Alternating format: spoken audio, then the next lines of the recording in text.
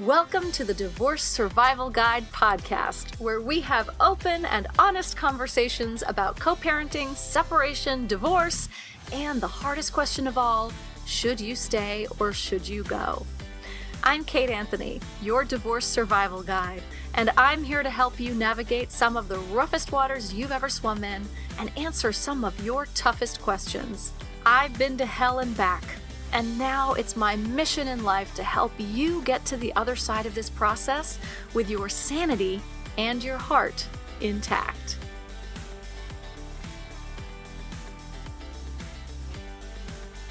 Hey everyone. Happy Halloween, almost. Today I have with me Liz Bailey.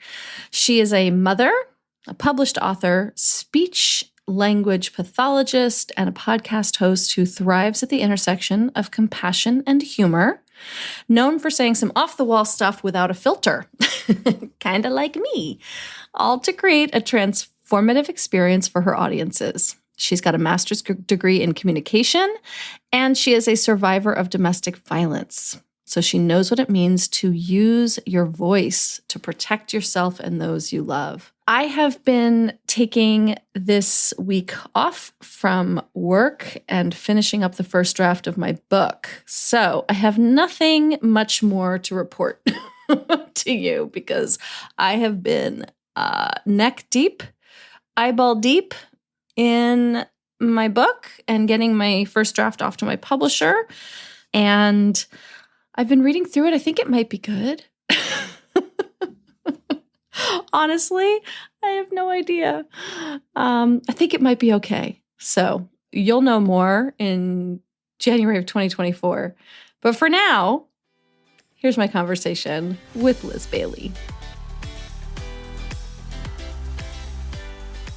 Liz, thank you so much for coming on and talking to us about, all the things. Let's start with your story. Tell me a little bit about your story. Hi, nice to be here. I will dive in and tell you the shortest version of a long story that I can muster. You can tell us a long one if you want. We're okay with good. that. Well, then in that case, I hope this recording is 2 hours long. So I will go all the way back to being a teenager in my 20s. I was doing regular teenager 20 things, going out and partying and going to college and getting a degree and starting work and all that. But then I was like, I want to get married because that's what you do. You get married, buy a house, you have a baby.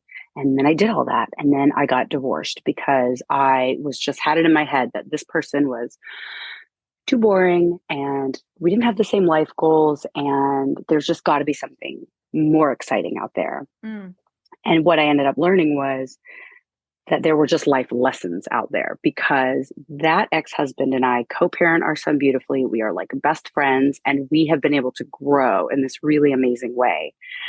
And then while he and I were our relationship was on hold, not relationship, but our co-parenting and friendship, which has now evolved because I'm divorced a second time because I went and married somebody who is abusive. And I didn't know that at the beginning. There were so many red flags, but I think because I didn't have a frame of reference for abuse, I didn't know what was a flag and what was just, cock your head to the side and be like, oh, that's a little odd. In hindsight, I'm like, oh, wow. And so a lot of the work that I'm doing now in my writing and speaking and advocacy is there's so much that is hidden at the beginning that's not even really that hidden. And so I think that we meet people for good reason and we stay with them for reasons we tell ourselves. And at the end of it, we learn something. I got my daughter from my abusive ex-husband. I have really begun to thrive in the space since we have been apart. Like it's been a really hard journey, but I wouldn't change it. But what I do want to take from it is there's a lot to teach. And so that relationship it started off abusive and I didn't know.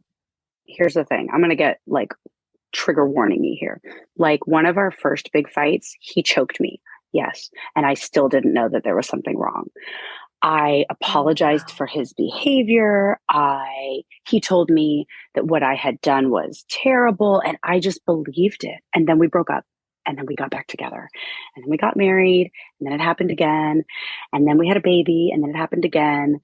And eventually I started realize well, once I started seeing a counselor specifically for domestic violence, I realized that there were so many other things happening: gaslighting, manipulation, sexual coercion. And I just was hit with all of these ahas, but they were so overwhelming because at the same time that this was happening, a pandemic started. And this person who makes more than I do anyway, because of the career paths we have, he's in finance and I'm in healthcare, like, and I'm not a doctor. Um, Plus I stayed home more. I mean, I always worked, but I worked less once we had, our baby. And so there was a huge discrepancy in that. And there was a lot of threatening, you're going to be poor if you leave, and you're going to be poor like your parents were, and just taking every vulnerability I had ever confided in him and using it against me. And so it took a good 2 years from when I really was like, I have got to go, to being divorced. Like my divorce, that happened. I left in 2020. My divorce is official 2 weeks ago, Oh, as of today. Yeah, congratulations. thank you. So, Congratulations. so yeah, that's kind of the it in a nutshell. Yeah. There's a couple, I mean, I have so many, I was just making notes and there's so many things I want to touch on. But one of the things that I actually want to highlight for my listeners is that this is very recent, and that here you are, an advocate, and doing this work and talking about this and writing about this. And I don't know that we're ever fully healed from it, but you are at a place in your healing where you can talk about it and you can advocate. And for my listeners who feel like they're never going to be on the other side, like, I want that timeline, I think, is really important, to highlight for them. Right. No, I agree. I think that there are when there's some like milestones in the process that help you feel like closer and closer, but along with each of those milestones comes a whole bunch of shit that makes you feel just as stuck or scared. And I think something to really, really, really remember for you and for your supporters is that the timeline is what the timeline is. Mm-hmm. Obviously, yours and your children, if there are children present, safety is like the most important. But oftentimes, leaving a relationship that is abusive is the most dangerous time. That's right. And it has to be planned out. So a question like, why don't you just go, is make somebody who is already really wanting to go and feel stuck feel even more stuck. So I think a lot of grace needs to be given to a woman who's trying to leave, knowing that the steps that she's making are they are meticulous, they are on purpose, they are because she is looking out for her safety.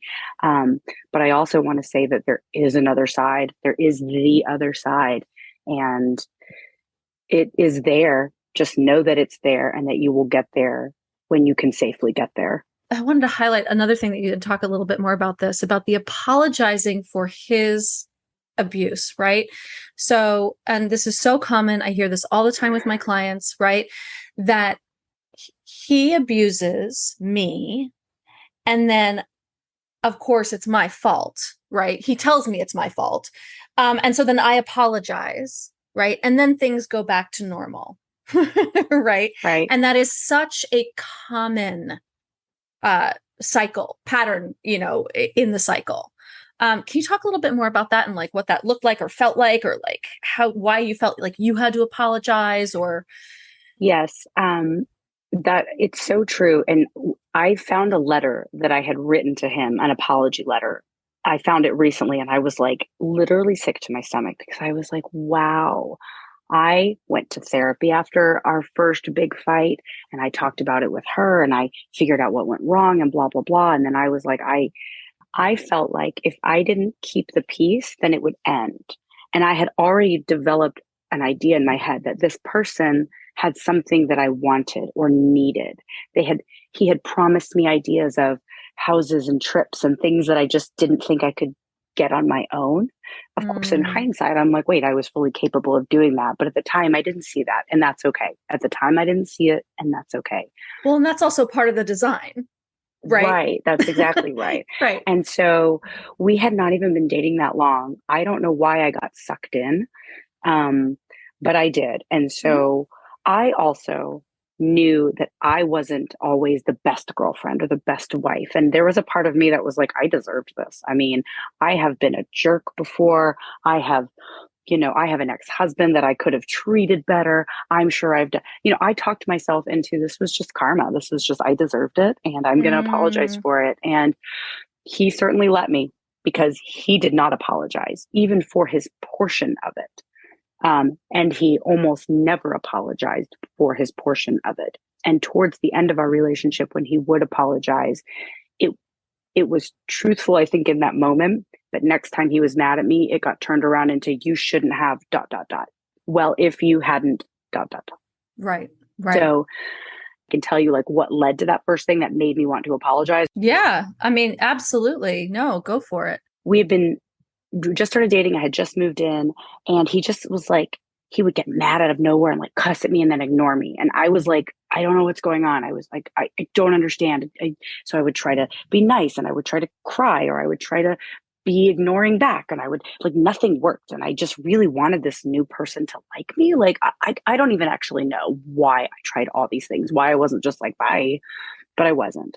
And this particular one, I had just moved in, me and my son, like I was like, here we are, we're going to start this life together. And he was being so mean to me and just acted like I didn't exist. And I lost it. I was like, I'm moving out. And I threw a glass, and it broke behind him and his son. And he was like, and that's when he attacked me. And then later he said, I will never forgive you for what you did. You threw that glass and toward me and my son. And I mean, that was wrong. It's not right to throw and break things. Right. It's not right to scare somebody. I'm not saying that, because there is something called reactive behavior, right? So like a lot of women thank you for not calling it reactive abuse, because I don't believe in it I don't think so either. It's not abuse. Because I don't feel like I ever abused or was abusive to him. It doesn't excuse my behavior in that moment, but I apologized. And guess what?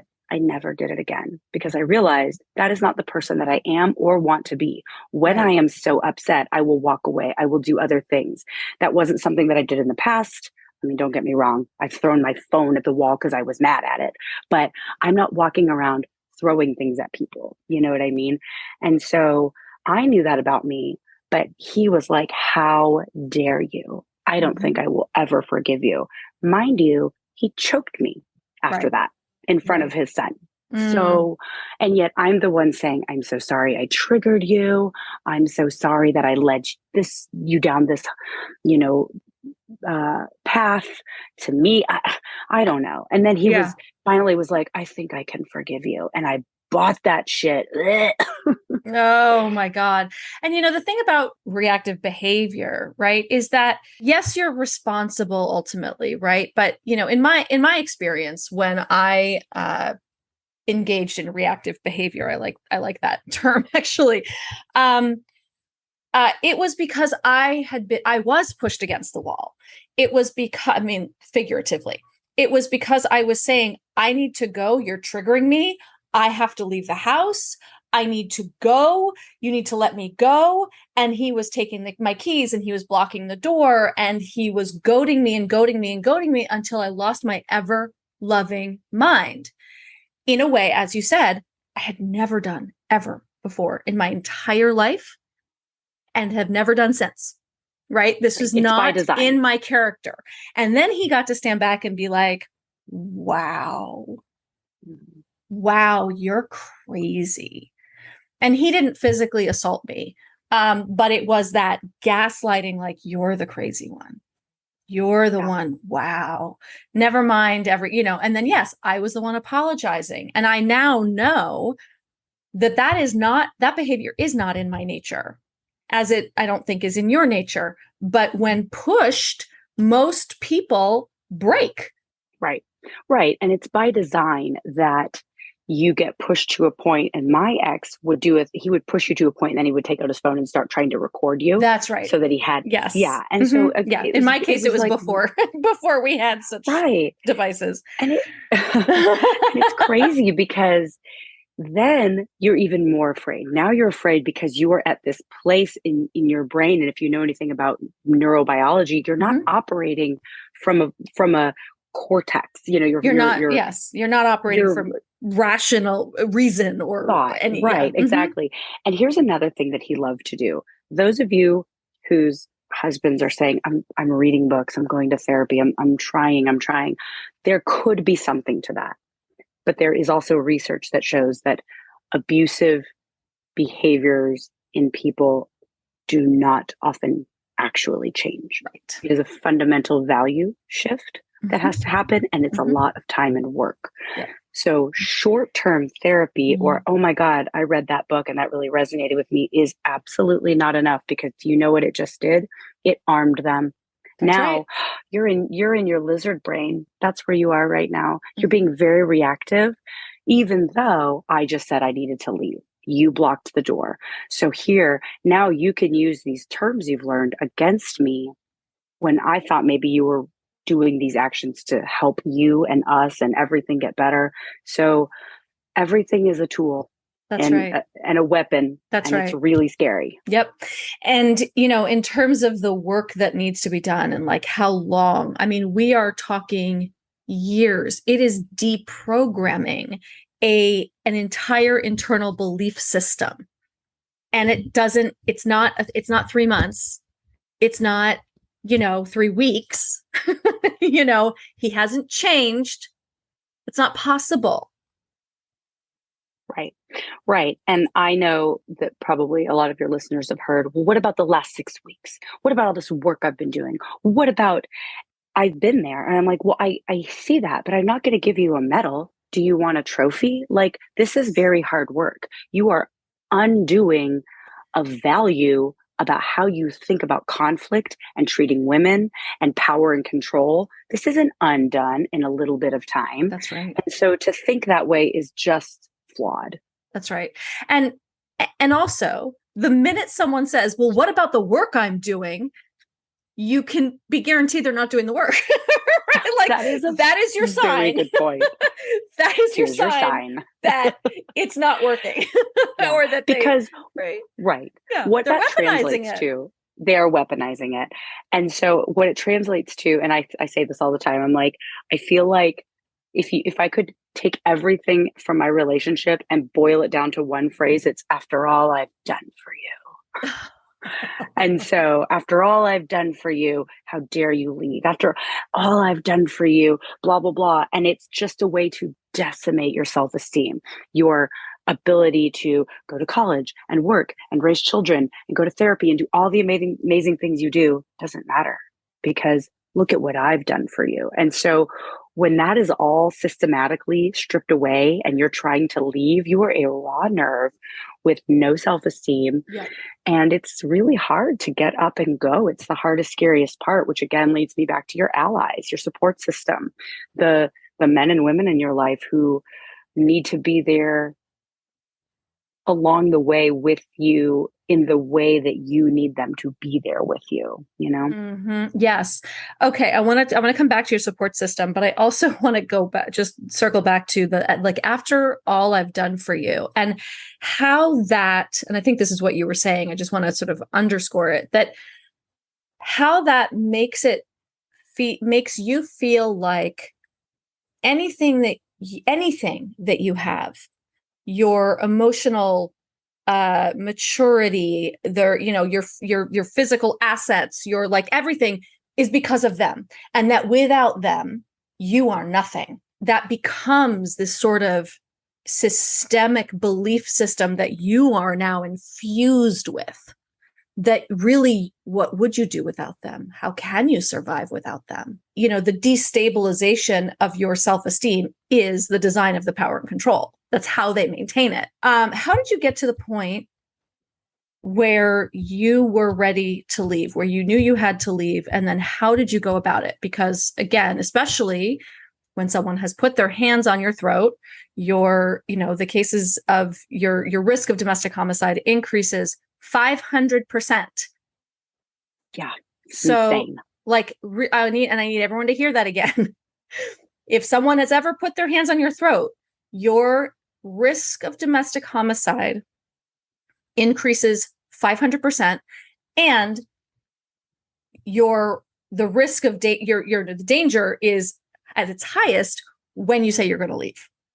So how did you get out and get out safely?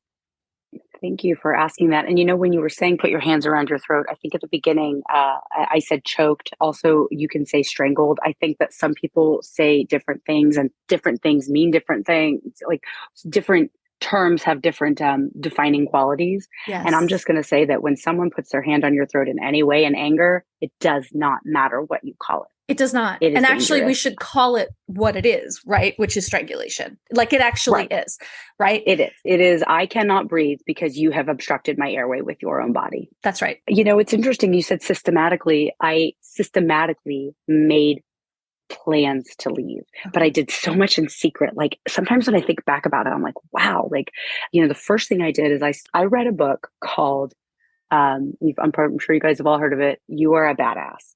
And there was a section in there. Jensen Yes. Yeah, and there was a section in there about money. And then I read her book. I'm looking at it right now. You Are a Badass. You're a badass with money. Yeah. Yes.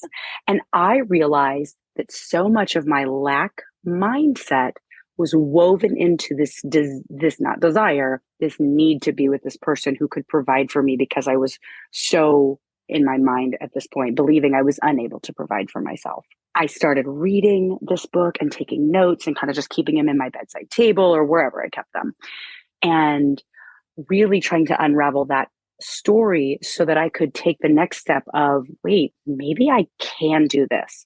The next step wasn't even putting money away. The next step was just asking myself, can I do this? Can I survive on my own? And then I also read the book, Why Does He Do That? By Lundy Bancroft. I think that book is the greatest ever. I won't say Barbie. It is so good. Like it was the first thing that I ever read that told me I wasn't crazy. Mm-hmm. It was the first thing that highlighted more than just the strangulation, but so many of the other behaviors, like following me in the car and blocking the doorway and, name calling, all these other things that when you go, well, he never hit me. It's like, well, he did all these other things. Yeah. And then it very often will lead to that. Anyway, so I started educating myself. I did it quietly. I did it, I had a note in my phone and I put it in a secret folder where I was like taking notes. And so I just educated myself quietly. Then I opened up a bank account at my mom's bank and gave her, I said, please just, I said, I will explain this to you later, but please just hold on to this information, so that it wasn't accessible in our home. I started trying to put a little bit of money away. I took on some extra side gigs that I would get paid in cash so that I could do that. And I have to say that thank God I had the ability to do some of those things. I also fully recognize that I had privilege, 100%. I had privilege and opportunities that don't always come easily. I was able to just go get some little side gigs, and I had a support system, kind of tucked away, because I eventually started to tell a couple of friends and to tell a couple of friends. And then I was just like, y'all hang tight, And so as I sort of built these different things around me, when it was time to really go and it was scary as hell, I could go because I had set some money aside, because I had, told my mother and some of my best friends who I knew would never let me and my children fall, but there's a lot of privilege that comes with mine. We had one house that we lived in, one house that we had as a rental. I moved into that rental house and that's my house. So even though I was told things like, you don't deserve that and all these terrible things about it, I still had options, and I still had tangible things to go to. So easy and hard. Yeah, right. And it's a process, right? And I think one of the most important things that you said too is that you were educating yourself. And this is what I tell everybody all the time: is your spouse, your abuser, will tell you that you'll never be able to survive without me. You'll get nothing. I'll take the children. you can't live in that rental house. It's not yours. It's mine. It's my money. And Oh my God, it's all the time. all bullshit. But you Mm-hmm. have to educate yourself. You need to go and have a consultation with an attorney in your state so that you know actually what your rights are. So that when they say all this stuff, you go, okay.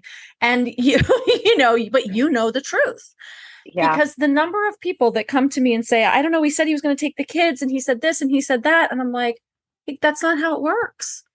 Find out how it works so that you know when he threatens you that that's not how it works, right? And that's how you begin to take back your power, by educating yourself. Right. Right. Absolutely. I mean, that's exactly right. Because from the start of like reading those books to getting to finally hire an attorney was 3 years, because I was so terrified to hire an attorney, Right. because I heard over and over and over again when I would start to bring up separation or divorce or whatever, he was like, well, we'll just do it this way because we're not giving up money to attorneys. They are just leeches. They are just going to bleed you dry. And why would we spend money on their kids' college when we could put it toward our kids' college? And then he would say things like, well, I'm not going to give you child support. I mean, obviously you can pay for your own and we'll get 50-50. And he just dictated all the terms. And I was just always like, quiet. Like, I don't know. No, I wouldn't agree, but I wouldn't disagree. And I would just let it go.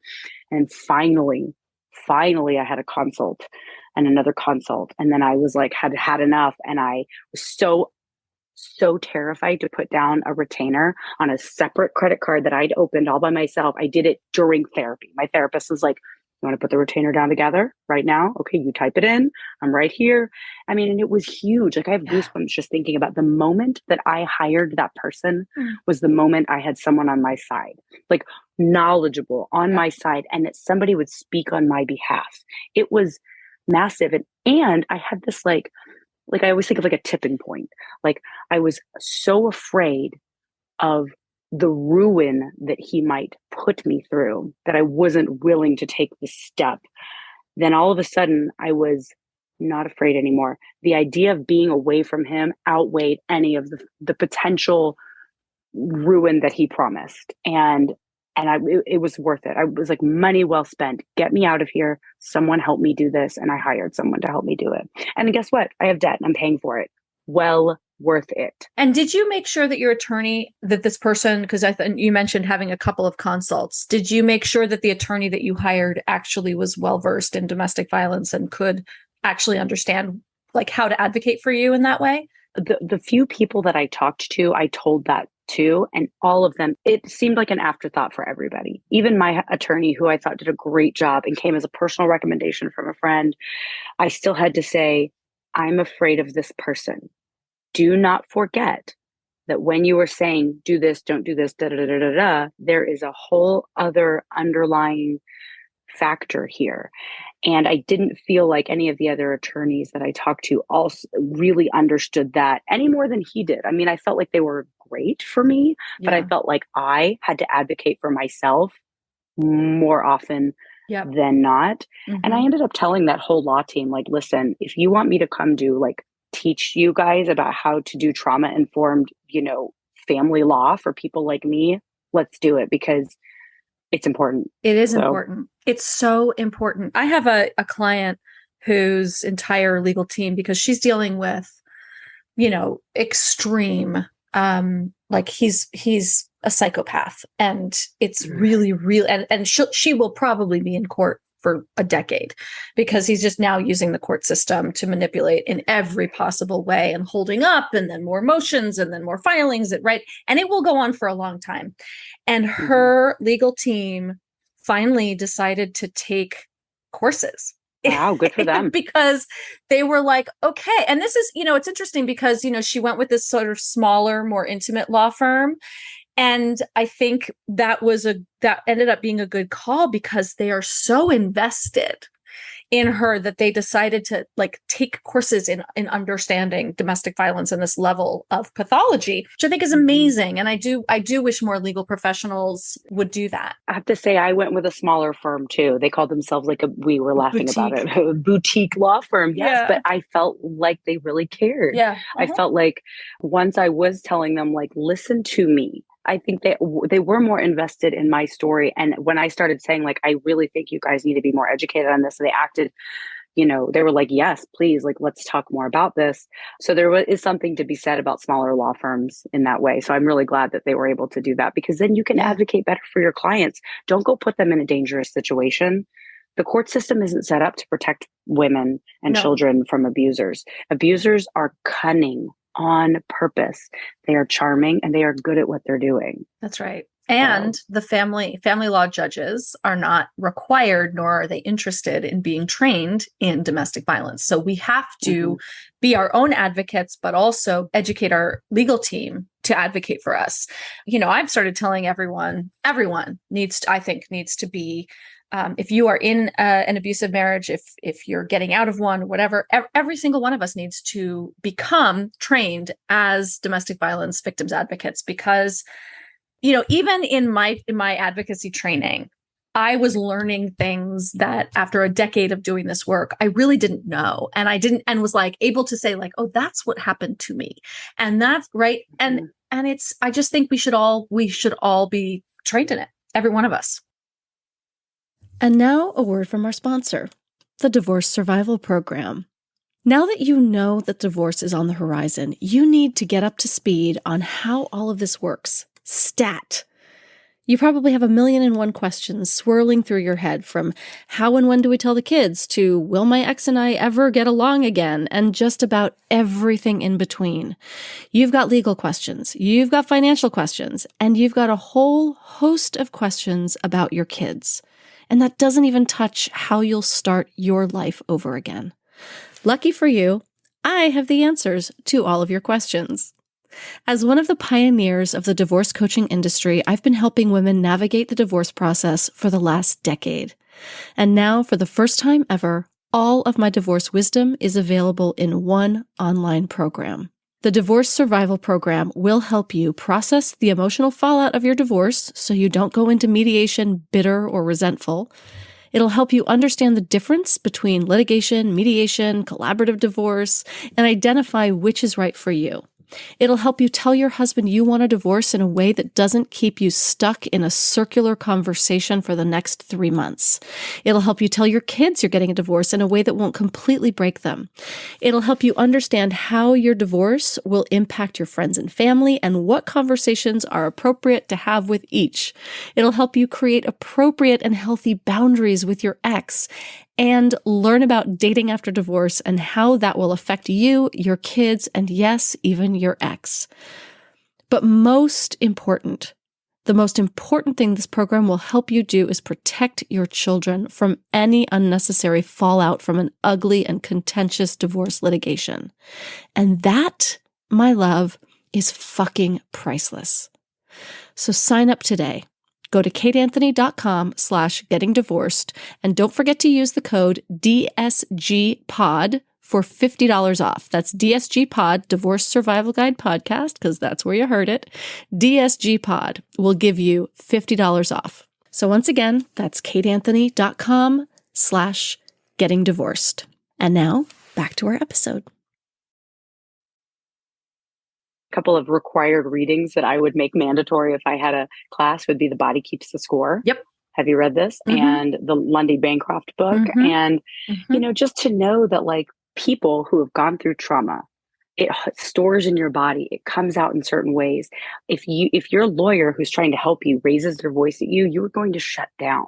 Yep. The last thing you need is someone that you hired to be on your team to be, to start acting in any kind of way that resembles abuse, because it's the first, way to get your client to, like, shut down and not be able to be a good team player anymore. And it's very common for us to choose attorneys that mirror that abuse, right? Because for a variety of reasons, but, it's the same muscle choosing our attorney that chose our abuser, right? Like we get sort of swayed by if your attorney shows any sort of signs of early signs of, like, narcissism or anything, which, is very common in attorneys. I think you want to start listening to those red flags that you may have overlooked early in your relationship. Right. Right. Yeah. And so just kind of going back to, like, the privilege and the how did you get out and the opportunities that I had that some others don't.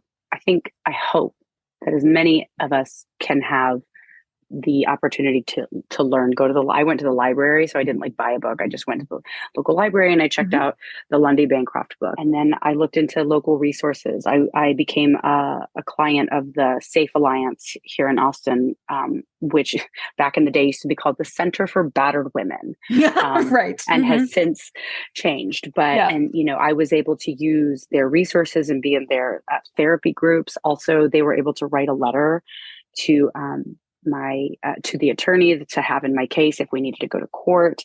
They have legal advocates. There's other free resources. So I really think tapping into your local resources and doing that as secretly as you can, asking a friend, hey, can you store these on your computer? So if you ever go to the domestic violence hotline, like the first thing that pops up is, do you need to get out of here safely? You press any button. Right. People in this space are looking out for your safety. That's right. And so even though it feels scary to take the first step in that education, it's the number one first step, because the second that you have a spark of inspiration and self-worth like in you, and you realize, oh my God, maybe I don't have to take this for the rest of my life, then I think that it will really start to unfold. Those resources are so important. A lot of people don't, when we say to them, like, call your local domestic violence shelter, what people hear is, oh God, I need to go into hiding and I need to and I can't take my kids and how am I going to, right? And that's not all they offer. It's only one of the millions of things that they offer, and most of which is advocacy and, legal aid and it's just so many resources and so much information. If you file a restraining order and you need to then go to court, after the temporary restraining order and you need to go to court, that there are advocates that will go with you because you're going to be in court facing your abuser. And that's fucking terrifying. Right. And so you want an advocate to go with you, or as you said, your support system. We need to surround ourselves with people who actually understand what's happening, and the people who don't understand and are maybe well-meaning, but say really stupid things that are so not informed.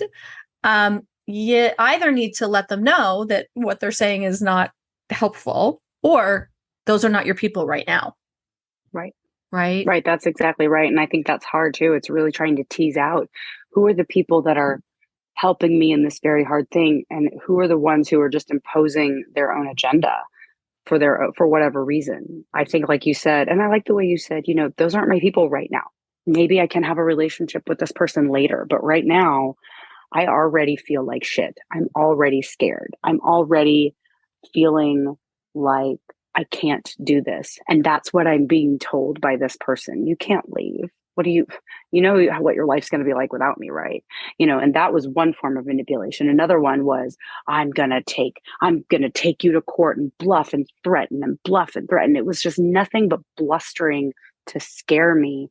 And eventually I had to just do that whole gray rocking shit. And I did, and it worked. But what do you do when somebody's bullying you? You ignore them. That's right. Because all they want is your attention. That's right. That's all they want. The other required reading is the BIFF for co-parents book. I have a note in my phone about BIFF. My friend is a podcast. Have you heard of the Narcissist Apocalypse? Yeah. Podcast. Yeah. The host of that and I are friends, and he and I were talking about that one time.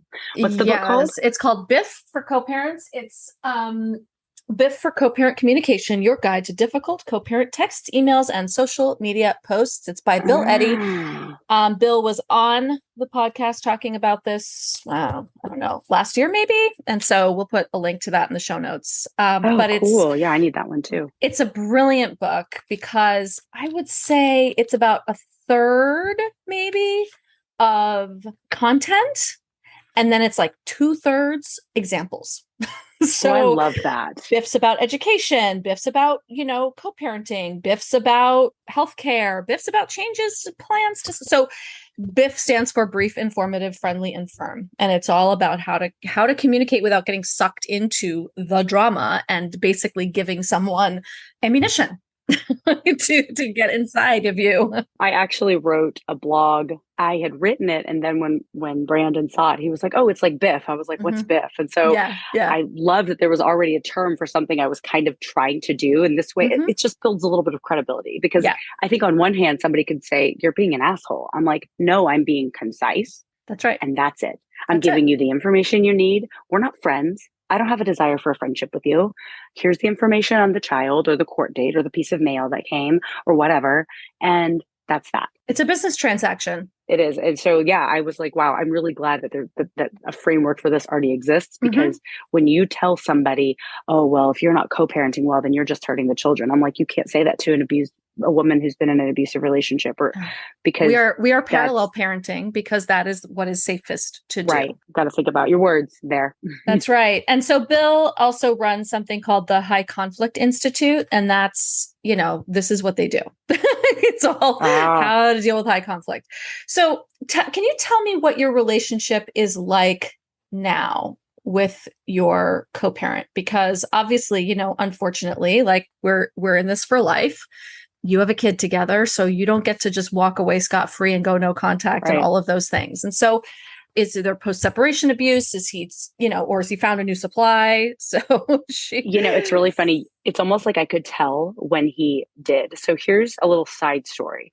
His ex-wife and I have become very good friends, and we didn't know each other for most of my relationship with him, because he told me that she was a psychopath, a sociopath, and that she was abusive, and that she was mean, and that she would make an enemy out of anyone she meets, and that all of these things, and was like, "You cannot meet her. She will find a way to hurt you." And I was well, you guys have a kid together, and maybe I should talk to her. And, our sons are brothers now. And no.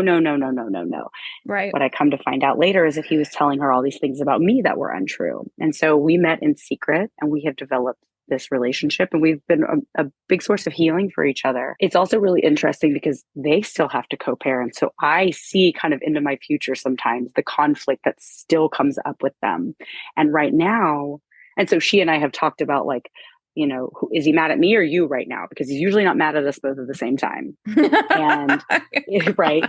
And is he seeing somebody? Because he's kind of leaving us alone, like, so that other source comes in. And it's so interesting because, there would be times where it was like, what's going on? Like, everything's like all quiet on the front. And then all of a sudden, bam, it's like, oh, there we go. Okay, tantrum. What happened? I don't even know. So because there is always something explosive after a quiet, there is always something mean after some attempt at niceness, I believe the history of his behavior. So in order to keep myself sane and safe, I go back to BIFF. I send very short messages. I don't engage in banter in conversation. I have no desire. I really, really try not to ask to trade days or anything, because anything I ask for is just something to dangle in front of me when he gets mad at me. So I try to just stick to the decree, because anything outside of that is just an invitation for potential chaos. And so our relationship is, we don't, mostly we don't speak. There's nothing to speak about. When there's an exchange that we have to be together that doesn't happen at the school, I grab my daughter's backpack, and if there's anything to report, it's reported, or I listen if he's reporting, and then I walk away. Like, and because even when his name pops up on in our parenting app, my heart starts beating. Like, I still have a physical response to even seeing his name on my phone, because I have no idea if it's going to be a regular, benign, innocuous question, or if it's going to be some tantrum or blame or threat. And he does that even in the co-parenting app, knowing that other people can see. Yes. Yeah. Because he doesn't care. And you know why he doesn't care? Because the consequences for his behavior are minimal. They've always been minimal. That's right. They appear to, I don't know at what point there will be something for him, enough for him to change, but nothing yet. No. Going to jail from his ex-wife, like, he did the same thing to her, and she called the police. I was always too afraid to call the police. And he even said that to me once. He was like, "I will lie in court. You don't even have a police report." And I was like, "Oh, great. Yeah, of course I'm scared." He made sure I was scared of him. Oh, wow. Oh, wow. And there would be times where I would be trying to record. And if one time he caught me recording, man, that was scary. He gets by with fear, like making you feel afraid, or trying to do that, the victim playing. I actually try really hard not to. I don't think I'm a victim. I don't even think I'm a survivor. I'm a woman who was in a relationship that was very abusive. And now I am somebody who tries to educate and advocate in the space. But at every chance he gets, it's, you need to stop bullying me, Liz. And I'm like, what are we even talking about? This mind games. Yep. And that's when you just shut it down and walk away. Right. Right. All of that to say that I have learned that, the whole definition of insanity thing. I don't do the same thing. The thing that works is concise and informational, and that's it. That's right. And for those who don't know, the definition of insanity is doing the same thing over and over again and expecting a different result, which is essentially what we've been doing in our marriages, right? For all this time. Right. Oh my gosh. Liz, thank you so much for coming on and having this conversation. I think it's just so important to be having really candid conversations about our experiences and what we've learned and doing the advocacy work. Any final words you want to leave our audience with? I think I would say two things. One, to the woman who is trying to leave, is in the process of leaving, has left and gone back and left and gone back. Like, I am just going to, maybe you don't need permission, but please just love yourself through every step of it. Mm-hmm. You are doing the best you can in a really scary situation. And so I like to always tell anyone that comes to me or reaches out to me on my website, like, I believe you. I believe you. And I know you're in a hard place. And so just keep going. Just keep going the best way you can. The other thing I would say is to those who are supporting that woman, just listen to what she needs. Don't tell her what she needs. Ask her what she needs. I love it. Thank you so much, Liz.